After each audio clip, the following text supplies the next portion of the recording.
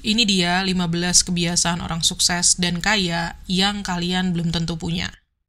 Halo semuanya, kalau kalian mau jadi orang sukses, nggak cuma dalam hal finansial aja, tapi juga dalam hidup, kesuksesan, kebahagiaan, dan merasa puas. Kalian harus paham kebiasaan apa aja yang dimiliki orang-orang sukses itu. Aku punya list kebiasaan orang-orang sukses yang sebaiknya kalian miliki untuk ngedapetin kekayaan, baik itu finansial maupun aspek lainnya. Dan kebiasaan-kebiasaan ini bisa mulai kalian terapin dari sekarang.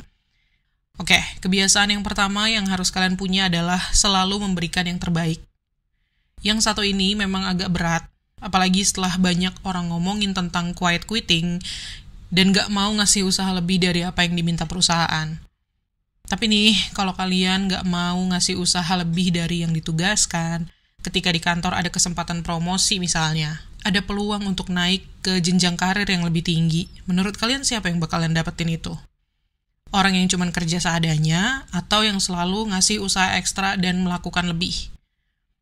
Oke lah, mungkin nggak semua orang berambisi untuk sukses di karir dan naik pangkat di dunia korporat.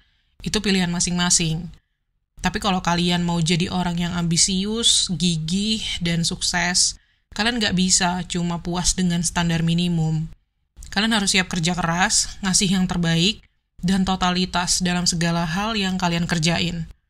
Emang susah, kadang kalian jadi harus ngerjain hal-hal tanpa dibayar, nggak dapat apresiasi atau nggak dapat kompensasi. Tapi kalau kalian punya disiplin buat selalu memberikan yang terbaik dalam segala hal, karena kalian mau hasil kerja kalian itu membawa nama baik kalian. Dan kalian gak mau nama baik itu tercoreng karena kerjaannya jelek. Kalian harus siap ngasih yang terbaik meskipun gak ada yang lihat. Aku mau cerita dikit, tapi ini bukan bermaksud pamer ya. Aku sendiri tipe orang yang cukup ambisius dan idealis dalam mengerjakan tugas-tugasku. Tapi ini kalian boleh percaya atau enggak, aku tuh gak fokus sama apresiasi dari kantor atau dari atasan. Motivasi aku adalah, aku penasaran dan pengen tahu. Aku pengen bisa ngelakuin banyak hal, ngerjain banyak hal. Jadi aku suka challenge dan bisa dibilang cukup all out ya menurut aku sendiri. Aku perfeksionis dalam standarku sendiri kalau menurutku. Yang ternyata akhirnya pekerjaan aku itu diakui di tempatku bekerja beberapa waktu lalu. Aku dapat kenaikan pangkat dalam waktu yang relatif singkat dibanding rekan-rekan kerjaku yang lain. Dan aku jadi sering dipindah tugaskan karena atasan tuh menilai aku capable untuk handle tugas-tugas baru. Mungkin ini bukan untuk semua orang, tapi kalau kalian tipe yang pengen lancar membangun karir atau mau upgrade soft skill dan hard skill dari tempat kerja, usahakanlah untuk selalu do your best. Jangan cuma ngasih bare minimum alias standar minimum. Lanjut, kebiasaan kedua yang dimiliki orang-orang sukses adalah kerja untuk belajar sebelum kerja untuk cari uang. Menurutku kebiasaan ini bisa bikin penghasilan kita naik 5 kali, 10 kali, bahkan 100 kali lipat. Kita tahu kan ya, banyak orang yang nggak mau ngelakuin sesuatu kalau nggak dibayar saat itu juga, atau kalau nggak dikasih tahu berapa nominal bayaran yang bakal dikasih. Tapi cara buat dapetin lebih banyak uang bukan dari seberapa keras kita kerja kan. Dalam sehari itu ada 24 jam, nggak mungkin ada seseorang yang bisa kerja 1000 kali lebih keras dari orang lain buat dapetin uang 1000 kali lebih banyak. Tapi, cara buat dapetin lebih banyak uang adalah memahami bagaimana caranya mendapatkan lebih banyak uang.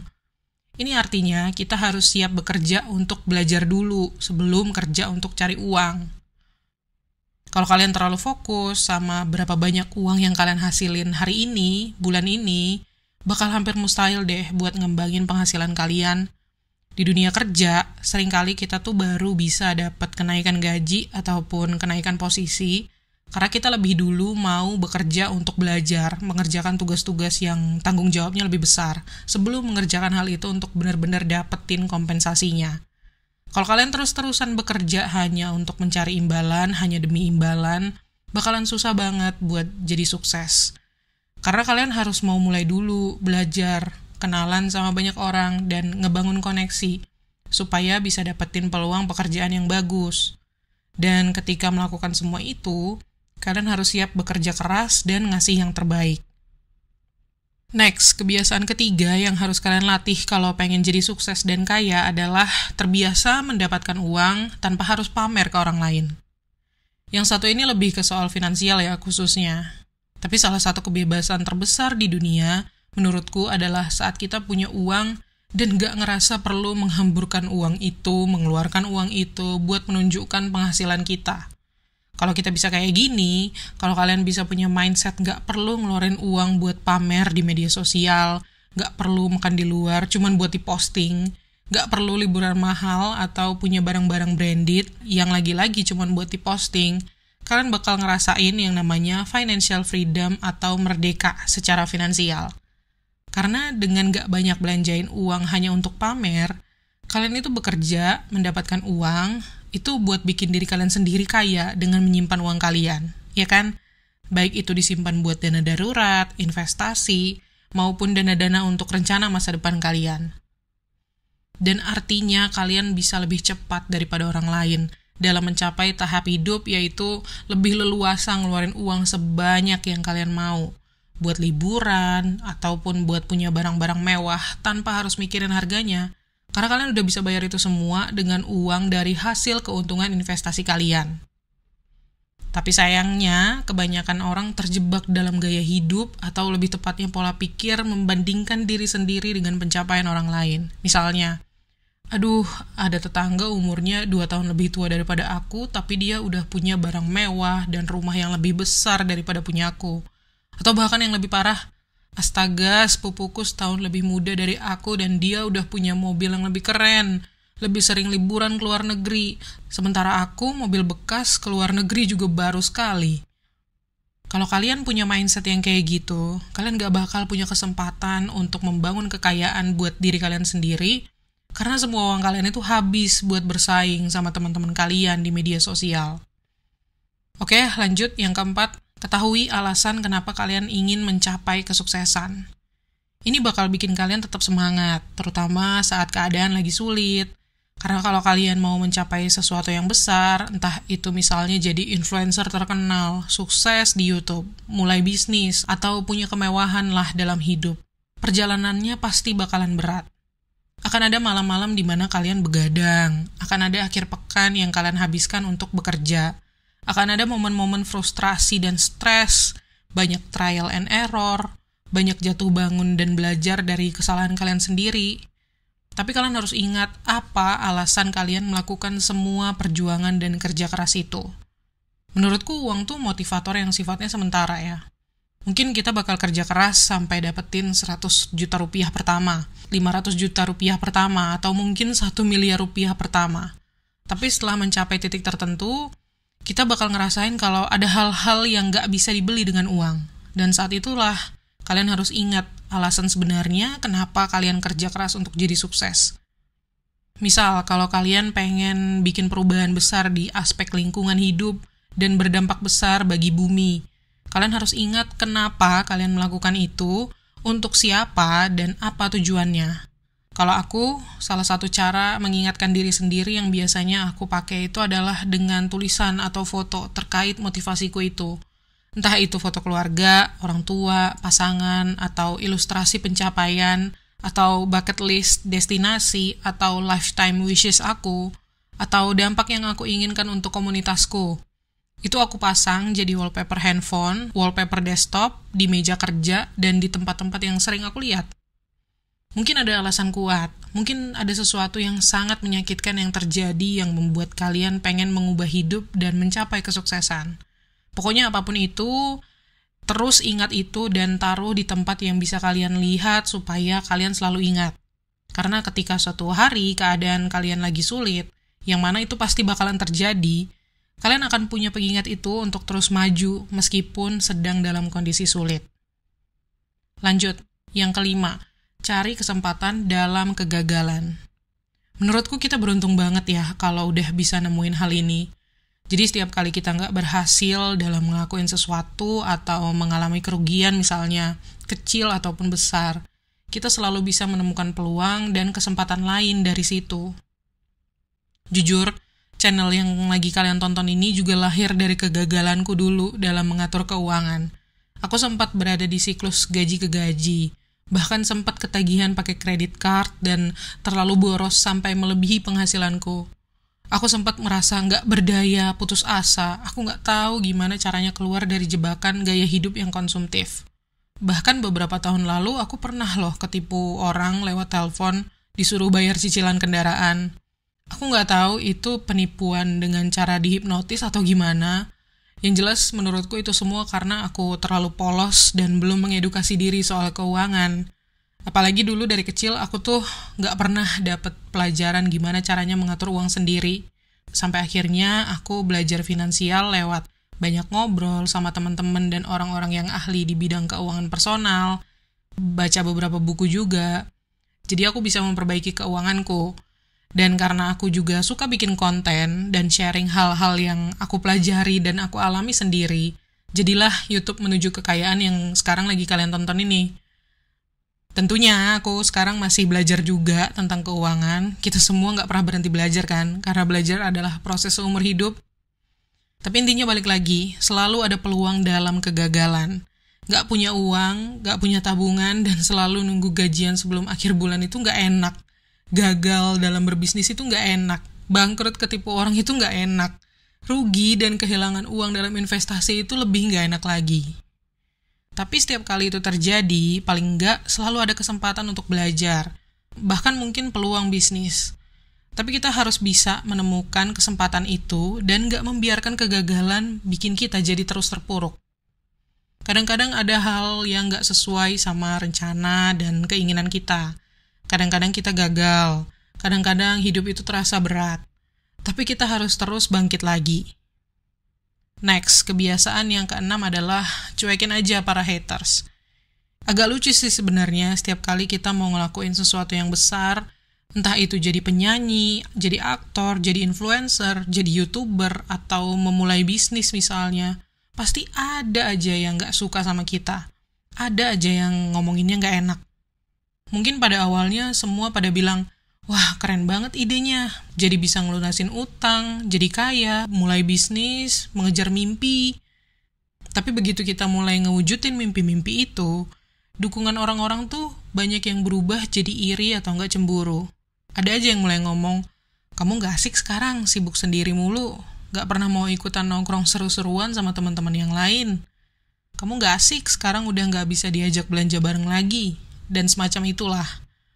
Ini tipikal orang-orang yang lihat kita dengan cara yang berbeda saat kita udah semakin fokus ke tujuan kita, ke impian kita.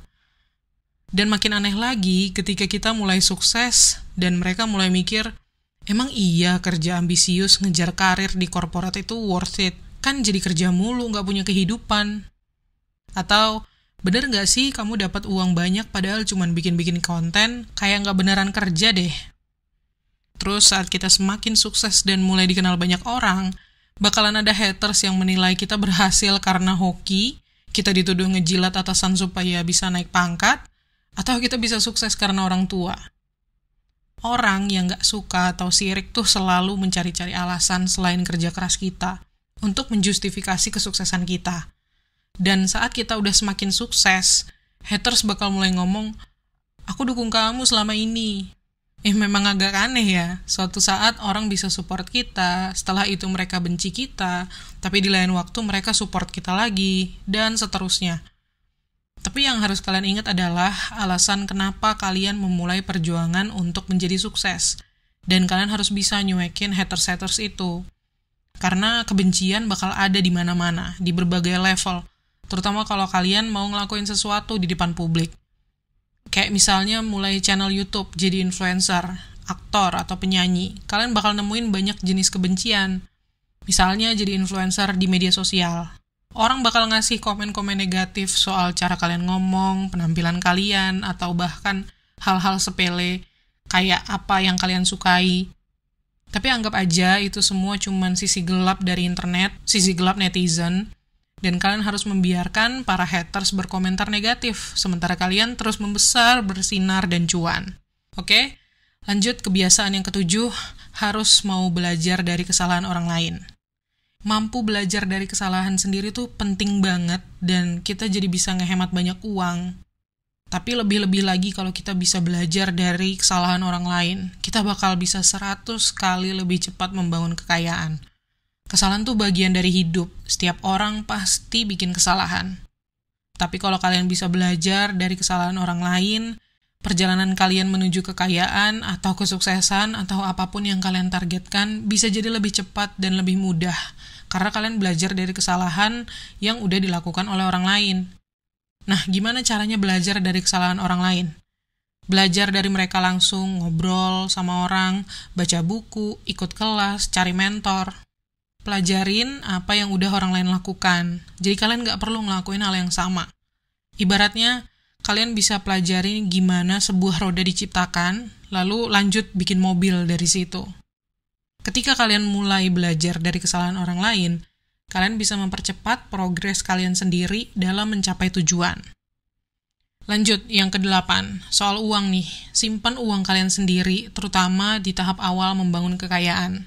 Saat kalian mau jadi kaya, kalau semua uang kalian itu habis buat gaya-gayaan biar kelihatan kaya, kayak buat beli mobil, beli baju yang mahal, beli sepatu banyak banget yang mahal-mahal juga, punya gaya hidup yang fancy, dan jam tangan mahal, kalian gak akan bisa jadi kaya beneran, karena semua uang kalian keluar terus. Nah, makanya kalian harus simpan uang kalian sendiri. Dengan begitu, kalian bisa pakai uang itu buat investasi, buat bangun tabungan, dan buat lunasin utang kalau kalian punya utang, supaya pada akhirnya kalian bisa jadi kaya. Artinya, kalian harus berhenti menghamburkan uang secara sembarangan, jangan gampang ngeluarin duit.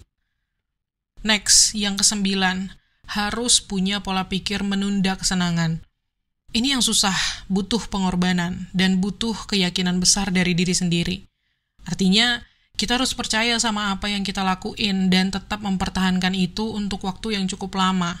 Mindset ini paling terasa manfaatnya ketika kita udah mulai investasi. Banyak orang yang gagal dalam investasi bukan karena mereka beli investasi yang buruk atau salah investasi, meskipun ya itu bisa terjadi juga.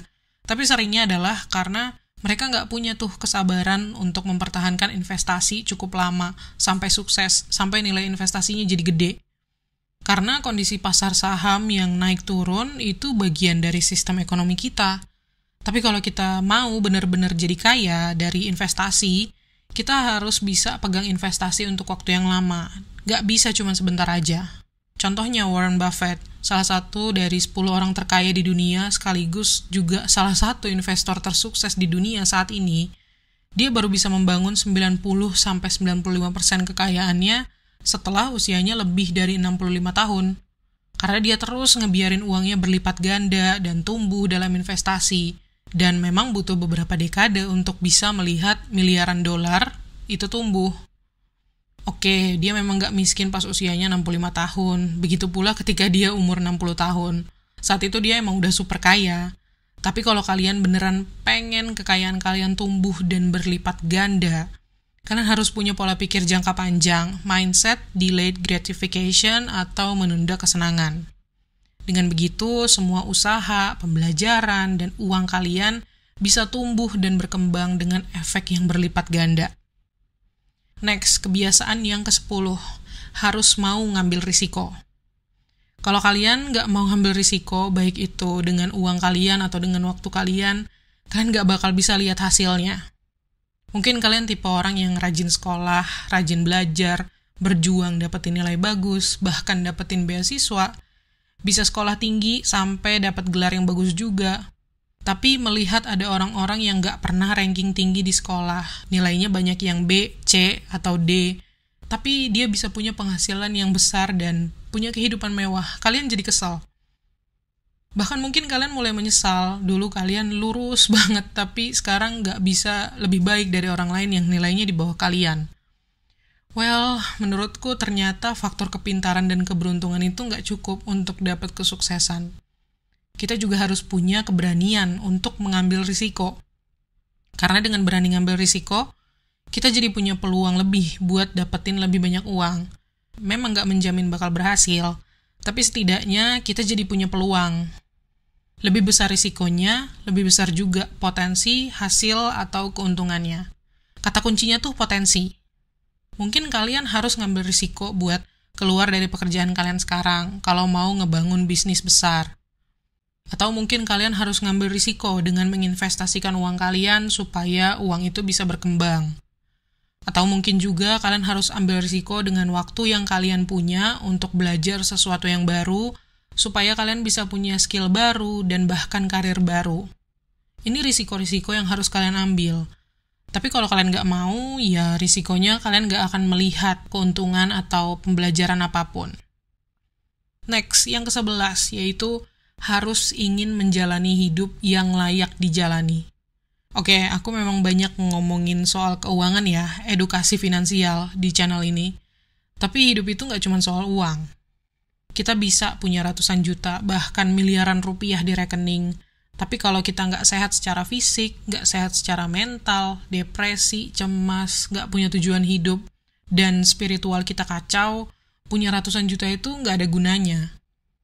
Menurut aku pribadi ya, kalau kita mau punya kehidupan yang layak dijalanin, kita harus punya hidup yang seimbang, yaitu dengan harus sehat fisik, sehat mental, sehat spiritual, dan sehat finansial juga. Keempat hal ini bersama-sama bisa bikin kita memiliki hidup yang layak dijalani. Itu artinya, kita harus investasi di semua hal ini, nggak cuman cari cara buat dapetin banyak uang meskipun itu penting, atau investasi aja meskipun itu juga penting. Tapi juga gimana caranya kita bisa sehat secara fisik, sehat secara mental, bisa hidup bahagia, sehat secara spiritual, dan menemukan tujuan hidup yang bikin kita puas sama apa yang kita lakukan. Dengan begitu, kita bisa hidup secara penuh, bukan cuma hidup dengan rekening yang gede. Next, kebiasaan yang ke-12. Jangan mau jadi seperti kebanyakan orang. Kalau kalian terus melakukan apa yang semua orang lain lakuin, kalian bakal berakhir jadi seperti mereka juga. Dan dalam urusan uang, kebanyakan orang, ya kita jujur-jujuran aja lah. Kebanyakan tuh bangkrut, gak bahagia, dan gak ngerasa puas kan. Secara statistik, mayoritas nih berarti lebih dari 50% orang ya. Jadi kalau kalian terus ngikutin apa yang mayoritas orang lakuin, kalian bakal jadi kayak mereka. Artinya sekarang, stop ngikutin apa yang kebanyakan orang lain lakuin. Ciptakan jalan kalian sendiri. Ada buku keren judulnya Blue Ocean Strategy. Ini tuh buku bisnis yang ngomongin gimana caranya membangun bisnis tanpa harus bersaing dengan bisnis lain. Kalian harus berinovasi, ciptain sesuatu yang baru, bangun sesuatu yang beda. Dengan begitu, kalian membuat yang namanya Blue Ocean, peluang baru, lautan kesempatan di mana nggak ada orang lain yang bersaing di situ.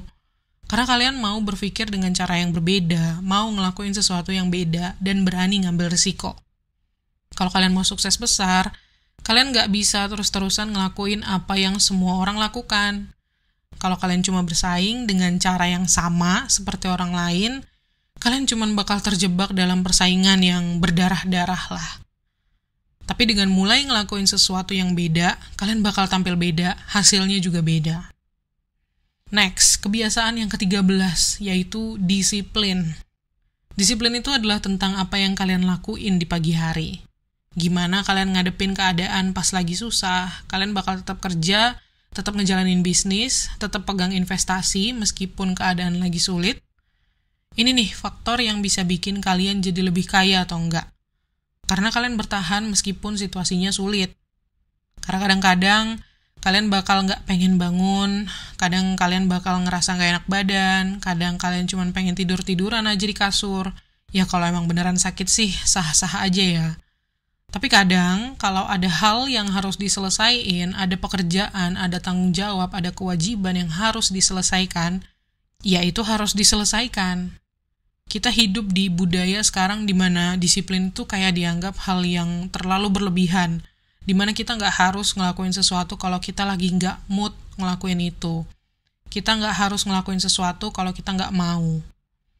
Kenyataannya ya tahu kan kalau ada hal-hal yang harus dilakukan atau diselesaikan, itu tergantung kita mau ngelakuin apa enggak. Dan kalau kita punya kedisiplinan untuk ngelakuin hal-hal itu, kita bisa dapat lebih banyak manfaat, yang mana itu adalah hal yang kita mau. Jadi kalian harus percaya bahwa kalian harus menciptakan disiplin untuk diri kalian sendiri. Dan itu dimulai dari bangun pagi dan ngelakuin hal-hal yang harus dikerjain. Bukan cuma pas kalian pengen ngelakuin hal itu aja. Artinya, Nggak hidup cuma berdasarkan perasaan atau mut-mutan. Next, yang ke-14 adalah investasi pada diri sendiri. Ini penting banget. Ya memang kadang sulit, terutama di berbagai tahap karir dan keuangan kita. Dulu aku sempat nggak setuju sama mindset yang satu ini. Aku dulu mikir, ngapain bayar buat dapat ilmu? Kenapa pendidikan harus dikasih tarif? Bukannya lebih bermanfaat kalau gratis aja? Tapi pendidikan yang aku maksud di sini bukan soal sekolah formal wajib belajar yang seharusnya memang difasilitasi dan disubsidi pemerintah ya. Aku juga nggak bilang aku setuju sama kebijakan pemerintah yang pada akhirnya berdampak pada uang kuliah yang jadi semakin mahal. Yang aku maksud adalah pendidikan di luar sekolah formal, yaitu dengan kursus, baca buku, dan semacamnya ya. Oke lah, memang nggak semua sumber ilmu ini tuh benar-benar bagus atau ngasih dampak yang besar pada pengembangan diri kita, pengembangan skill kita, pengembangan bisnis atau keuangan kita. Tapi yang aku pelajari, misalnya, kadang kita perlu ngeluarin modal untuk ikutan kelas-kelas tertentu, untuk dapetin ilmu, skill yang spesifik dari orang-orang yang berkompeten di bidangnya, yang expert, yang sesuai dengan kebutuhan pasar kerja sekarang. Contoh, misalnya dengan ikut kelas digital marketing, kita bayar. Nah, setelah selesai kelas, kita aplikasiin tuh ilmunya, dan bisa dapat untung berkali-kali lipat dari modal yang sebelumnya kita keluarin buat ikutan kelas itu. Tapi bisa juga yang terjadi sebaliknya, kita nggak dapat banyak ilmu dari kelas itu. Tapi meskipun kayak gitu, pasti seenggaknya ada 1-2 pelajaran baru yang berguna suatu saat nanti. Nah, untuk mendapatkan semua itu, intinya kita harus mau berinvestasi pada diri sendiri. Investasi untuk dapat ilmu dan memperkaya skill kita. Itu nantinya bakal kepake buat membangun karir, membangun bisnis, membangun hal-hal yang kita kerjain apapun itu, dan membangun kekayaan kita. Aku nggak bilang kalian harus ngeluarin jutaan rupiah buat kursus online. Oke ya, jangan salah paham. Kalau kalian nggak punya modal, mulai dulu aja dari konten gratis. Dengerin podcast, nonton YouTube. Ketika kalian punya uang sedikit lebih banyak, mulailah beli buku, baca sebanyak mungkin. Baca biografi, baca buku tentang investasi keuangan, baca buku tentang manajemen finansial, baca buku tentang membangun bisnis, membaca buku tentang manajemen manusia, baca juga buku tentang networking, baca buku tentang pengembangan diri, self-development. Nah, ketika pemasukan kalian udah lebih banyak lagi, coba pertimbangin buat ikut kursus-kursus tertentu. Pelajarin gimana caranya melakukan berbagai hal, tergantung apa yang mau kalian lakuin ya. Entah itu caranya bangun bisnis, atau caranya menambah penghasilan, atau cara investasi uang kalian. Dan kalau mau lebih lanjut lagi, itu saatnya kalian bisa mulai investasi di coaching atau konsultan. Tapi intinya kalian harus mau investasi pada diri sendiri dulu. Pas kalian udah punya duit lebih banyak, dan kalian udah terus berinvestasi pada diri sendiri dalam hal ilmu ya, dalam hal ilmu, skill, kalian juga perlu menambah investasi pada diri sendiri dalam hal misalnya pada segi fisik. Mungkin dengan membership di gym dan pakai personal trainer supaya ngebentuk tubuh kalian. Terus bisa juga investasi pada asupan makanan kalian, konsultasi di dokter gizi, bahkan mungkin pakai catering diet sehat buat ngatur diet kalian. Atau bisa juga investasi pada diri sendiri itu di aspek kesehatan mental kalian. Konsultasi ke psikolog atau psikiater untuk dapetin terapi, buat bantu kalian hidup lebih bahagia. Bisa juga dengan investasi pada sisi spiritual kalian, investasi buat nyari tujuan hidup yang baik, ada banyak caranya. Kalian harus mau investasi sama diri kalian sendiri karena tubuh kalian itu milik kalian sendiri, pikiran kalian juga punya kalian sendiri, itu doang yang kalian punya. Dan kalian harus pastiin kalau kalian berinvestasi pada tubuh dan pikiran yang kalian miliki itu. Oke, lanjut. Kebiasaan yang ke-15. Harus percaya pada diri sendiri. Gak ada satupun kan ya dari kita yang bakal keluar hidup-hidup dari dunia ini. Jadi mendingan kalian percaya deh sama diri sendiri. Orang lain boleh ngeraguin kalian, boleh benci kalian. Tapi percayalah sama diri kalian sendiri bahwa kalian itu punya potensi untuk sukses. Dan kalau kalian ngelakuin 14 hal lain yang tadi udah aku bahas, artinya sekarang kalian udah benar-benar meningkatkan peluang kalian buat sukses. Tapi ingat ya, kalian harus mau kerja keras dan percaya sama diri sendiri. Kadang butuh keyakinan bodoh dalam tanda kutip, karena orang lain nggak percaya sama kita. Karena kalau nggak ada orang lain yang percaya, setidaknya kalian sendiri percaya. Dan kalian harus terus bekerja keras meskipun itu sampai larut malam, meskipun itu di akhir pekan, meskipun nggak ada orang yang percaya sama kalian. Supaya kalian bisa dapetin yang kalian mau karena hidup tuh cuma sekali. Katakanlah 10 tahun dari sekarang udah lewat. Kalian bakal nyesel kalau nggak mulai 10 tahun yang lalu. Berapapun umur kalian sekarang, entah 25, 35, 55, atau 65 tahun, ketika 10 tahun berlalu, kalian bakal nyesel nggak mulai 10 tahun yang lalu. Jadi mendingan mulai apapun yang mau kalian capai itu sekarang, dan kalian harus percaya bahwa kalian bisa ngelakuin itu untuk diri kalian sendiri. Oke, itu dia tadi 15 kebiasaan yang diadopsi oleh orang-orang sukses dan orang-orang kaya. Semoga pembahasan dan tips-tips ini bisa bermanfaat buat kalian ya. Dan seperti biasa, terima kasih udah nonton. Klik tombol like dan subscribe kalau kalian suka video ini. Dan komen tips apa lagi yang kamu butuhin seputar finansial.